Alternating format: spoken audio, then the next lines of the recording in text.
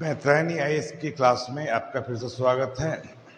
तो पिछले एपिसोड में हमने चर्चा किया था अकशेरुकी में किसका, तो प्रोटोजोआ का। आज हम लोग अकशेरुकी में चर्चा करेंगे दूसरे ग्रुप का, दूसरे फाइलम का, जिसका नाम है पोरीफेरा। तो चर्चा करते हैं हम लोग फाइलम पोरीफेरा। ये फाइलम अकशेरुकी का दूसरा फाइलम है। अब जैसा कि इसके नाम से स्पष्ट है, पोरीफेरा का मतलब क्या होता है? पोरस, छिद्रदार बॉडी वाला, वैसा जंतु जिसका शरीर छिद्रदार हो। नोट कर लेंगे इसको कि पोरीफेरा का शाब्दिक अर्थ है छिद्रदार शरीर वाला। ध्यान देना है आपको, जिसका बॉडी पोरस हो यानी छिद्रदार हो, ठीक है ना। अब इसमें कुछ बिंदु को, कुछ इसके फीचर्स को हम नोट करेंगे। पहला तो कि यह ऐसा जंतु है जो कोशिकीय स्तर से ऊपर है, मगर जिसमें अंग या अंग तंत्र नहीं बने हैं। अर्थात हर एक स्थिति में क्या है, यह उत्तक स्तर का एक सजीव है, ना कि अंग एवं अंग तंत्र का। मतलब क्या है, कोशिकाओं में इसमें आपस में कोऑर्डिनेशन नहीं के बराबर है, ये ध्यान रखना है। कोशिकाओं में आपस में कोऑर्डिनेशन, समन्वय नहीं के बराबर है। इसीलिए न तो अंग बने ना ही अंग तंत्र बने, बल्कि सिर्फ और सिर्फ क्या हुआ, उत्तक स्तर का ये सजीव है। अब इसके चित्र पे हम आएंगे वापस।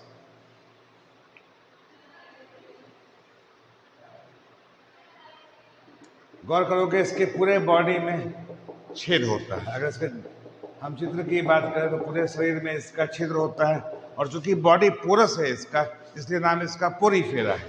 उसको कटिंग करके हम देखेंगे, क्रॉस सेक्शन कट करके देखेंगे, तो देखोगे कि बीच में एक पूरा होल है, और जो छेद है, मान लो यहाँ छेद हुआ, तो ये पतले पतले ट्यूब के सहायता से छेद इस बड़े होल में खुल रहा है। इस छेद को बोलते हैं ऑस्टिया। ये सभी छेद एक नली के माध्यम से इस बड़े वाले ट्यूब में खुलते हैं, और ये ट्यूब ऊपर की ओर बाहर खुलता है, जिसको बोलते हैं हम ओपरकुलम। तो ऑस्टिया और ओपरकुलम, ऑस्टिया इसके छिद्र का नाम है, और ऑस्कुलम या ओपरकुलम इसके ट्यूब के, बड़े ट्यूब के, बड़ी नलिका के बाहरी एपर्चर का नाम है।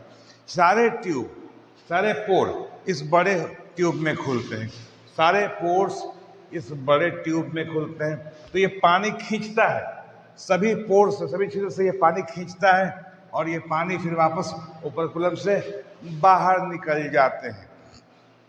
सीधी सी बात है। तो यानी कि ऑस्टिया ओपरकुलम क्या किया, एक वाटर करंट सिस्टम बनाया, किसमें? पोरीफेरा में। अब मान लो कि पोरीफेरा की हम बात करें, एक हम ट्यूब की चर्चा करेंगे। सपोज करो एक ट्यूब है, ये खुल रहा है आपको बड़ी नलिका में। ये क्या होगी, आपका ऑस्टिया, ये ओपरकुलम, यहाँ पे ये पार्ट है। कोई सजीव, एक कोशिकीय, इस करंट से वापस इसमें आया, तो इसके ट्यूब के लाइनिंग में अमीबॉइड सेल्स होते हैं। अमीबा जैसे आकार की कोशिकाएं होती हैं। लिखोगे कि ऑस्टिया से खुलने वाले ट्यूब जो ओपरकुलम तक जाते हैं, उस नलिका में कुछ अमीबिक कोशिकाएं होती हैं। ये अमीबिक कोशिकाएं इस प्रवाह से होकर बहने वाली, ये अमीबिक कोशिकाएं इस प्रवाह से होकर बहने वाले सभी एक कोशिकीय जीव को ट्रैप कर लेते हैं, पकड़ लेते हैं, और भोजन के रूप में उन्हें ग्रहण कर लेते हैं, और शेष पानी ओपरकुलम से होकर बाहर निकल जाता है। इसी वाटर करंट सिस्टम से एक और फायदा, उसको भी नोट कर लो, कि पोरीफेरा के इसी वाटर करंट सिस्टम से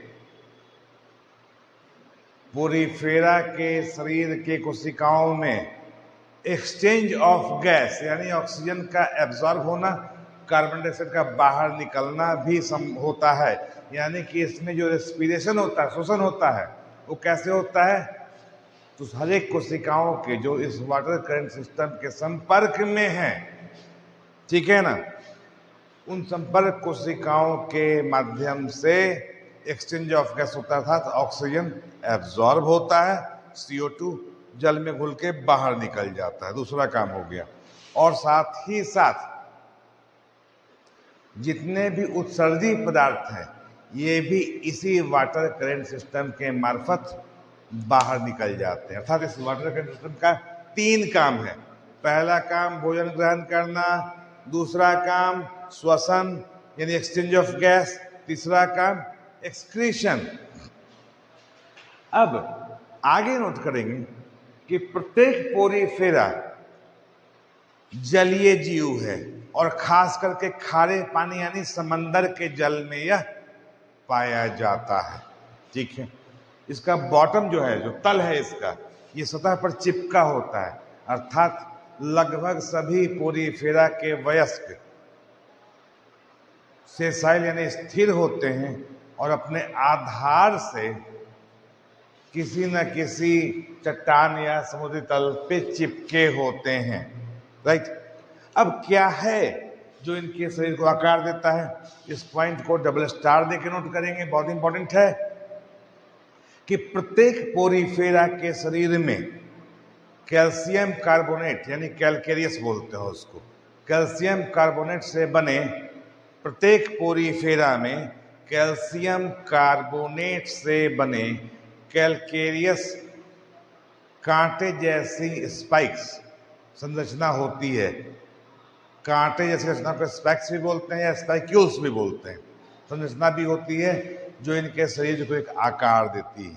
राइट, अब इसमें प्रजनन कैसे होता है? तो सामान्यतः देखोगे कि लगभग अधिकांश पोरीफेरा में जो बॉडी है उससे एक बड बाहर निकला। देखो ये बॉडी से एक बड बाहर निकला, ये जो हम कलर कर रहे हैं ये बड है। ये बड बाद में टूट के अलग हो जाएगा, तैरते हुए कहीं दूर जाएगा, बॉटम पकड़ेगा और फिर नए वयस्क में विकसित हो जाएगा। नोट कर लो कि लगभग अधिकांश पोरीफेरा में प्रजनन अलैंगिक यानी एसेक्सुअल रिप्रोडक्शन होता है और अधिकांशतः यह बडिंग यानी मुकुलन के माध्यम से नए सदस्यों को जन्म देता है। राइट, अब एक चीज गौर करेंगे कि इसका उदाहरण क्या है। तो 2 उदाहरण इसके पीसीएस में बहुत ज्यादा पूछे गए हैं। एक हो गया आपका स्पॉन्ज, जिसको बाथ स्पॉन्ज भी बोलते हैं, दूसरा हो गया स्पॉन्जीला। एक स्पॉन्ज, दूसरा स्पॉन्जीला और तीसरा Venus flower basket. Venus flower basket क्या है? 2 एक जोड़े जैसी रचना होती है जो एक साथ लगे हुए होते हैं। गौर करोगे, एक रचना ये, दूसरी ये। मैं इसको रंग देता हूँ। एक रचना ये हो गई, दूसरी रचना ये हो गई। ये दोनों मिलकर क्या बनता है? एक वीनस फ्लावर बास्केट के रूप में ये बनाते हैं। तो स्पॉन्ज, स्पॉन्जीला और वीनस फ्लावर बास्केट ये इसके उदाहरण हैं। ये बाथ स्पॉन्ज क्या है? तो बाथ स्पॉन्ज एक कमर्शियल प्रोडक्ट है। कैसे बनता है? तो जो स्पॉन्ज मर जाते हैं उनके बॉडी को सड़ने के लिए छोड़ दिया जाता है, तो सॉफ्ट कोशिकाएं सड़ के खत्म हो जाती हैं और जो उसके स्पाइक्यूल्स हैं, जो भी हमने पढ़ाया क्या, कैल्शियम कार्बोनेट से बने हुए जो भी स्पाइक्यूल्स हैं, ये स्पाइक्यूल्स एक नेटवर्क यानी जाली के रूप में बच जाती हैं, जिसको बाथ स्पॉन्ज के रूप में हम कमर्शियल यूज में लाते हैं। तो पोरीफेरा में बस इतना ही, इससे अधिक पढ़ने की जरूरत नहीं है। ना आपको क्लास में जाना है, ना आपको ऑर्डर में जाना है। हर एक फाइलम में क्लास होता है, ऑर्डर होता है, सब ऑर्डर होता है। लेकिन आपको ध्यान रखना है कि आपको प्रोफेसर नहीं बनना बल्कि बीपीएससी और यूपीएससी पास करना है। तो ऐसे में जो भी हमने इतना पढ़ाया पोरीफेरा के लिए इतना सफिशिएंट है। जो हमने नोट करने के लिए बोला वो नोट कर लें।